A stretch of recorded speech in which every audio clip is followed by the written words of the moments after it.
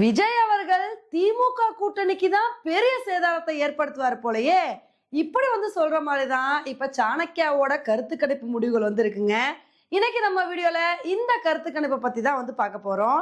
இப்ப சாணக்கியாவும் தினமலரும் சேர்ந்து ஒரு கருத்து கணிப்பு நடத்திருக்காங்க.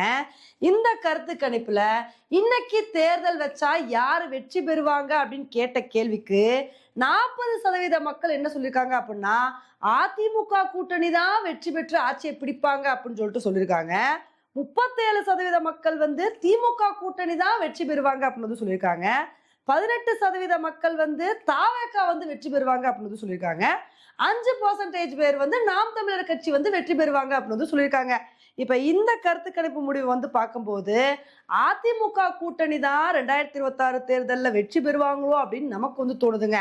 இதுல ரொம்ப இன்ட்ரெஸ்டிங்கான விஷயம் என்ன அப்படின்னா, இதே சாணக்கியா இதுக்கு முன்னாடி நடத்தின கருத்து கணிப்புல தாவேகா 20% வாக்குகளை வாங்குவாங்க அப்படின்னு சொல்லியிருந்தாங்க. ஆனா இப்ப பாத்தீங்கன்னா தாவேகாக்கான வாக்கு சதவீதம் 20%லேருந்து 18%, அதாவது 2% கம்மியா இருக்கு. தாவேகாவுக்கு கம்மியான 2%ல 1% அதிமுக கூட்டணிக்கும் 1% திமுக கூட்டணிக்கும் ஷிஃப்ட் ஆயிருக்கு. இதை வச்சு பார்க்கும்போது திமுக கூட்டணியை விட அதிமுக கூட்டணி 3% லீடிங்ல இருக்கிறனால அதிமுக கூட்டணி தான் வெற்றி பெற வாய்ப்பு இருக்கு அப்படின்னு சொல்லிட்டு இந்த கருத்து கணிப்பு முடிவுல சொல்லியிருக்காங்க. இப்ப சாணக்கியா கருத்து கணிப்பு மட்டும் இல்ல, எல்லா கருத்து கணிப்பு முடிவுகளும் இப்படிதாங்க வருது. இந்த தேர்தல் ரொம்ப க்ளோஸா போகும். ஆனா இந்த தேர்தல் க்ளோஸா போனாலும் அதிமுக கூட்டணி ஒரு 2-3% லீட் எடுத்து அவங்க தான் ஆட்சியை பிடிப்பாங்க அப்படின்னா எல்லா கருத்து கணிப்பு முடிவுகளையும் வர ஆரம்பிச்சிருக்கு.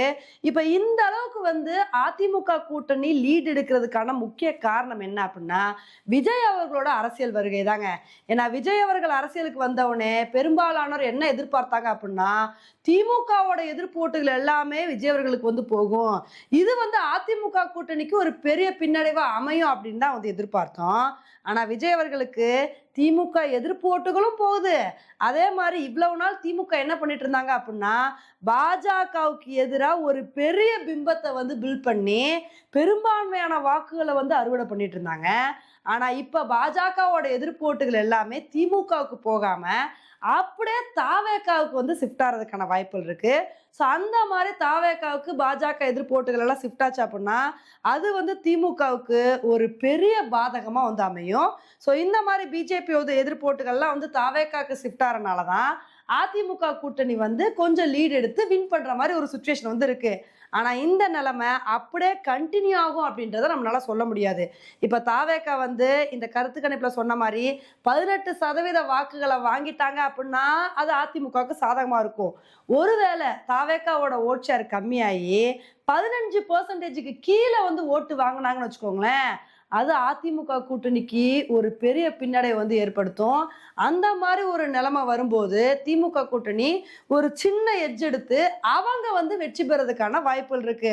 அதனால இந்த தேர்தல் இவ்வளோ இன்ட்ரெஸ்டிங்கா மாறுறதுக்கான காரணம் என்ன அப்படின்னா விஜய் அவர்களோட அரசியல் வருகை தாங்க.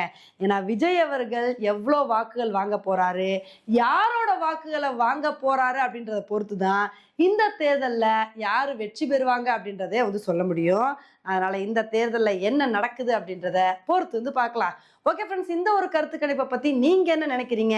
இந்த தேர்தலில் யார் வெற்றி பெற வாய்ப்பு இருக்கு அப்படின்ற உங்களோட கருத்தை என்னோட கமெண்ட் செக்ஷன்ல போடுங்க. இதே மாதிரி இன்னொரு வீடியோல உங்களை மீட் பண்றேன். Bye friends.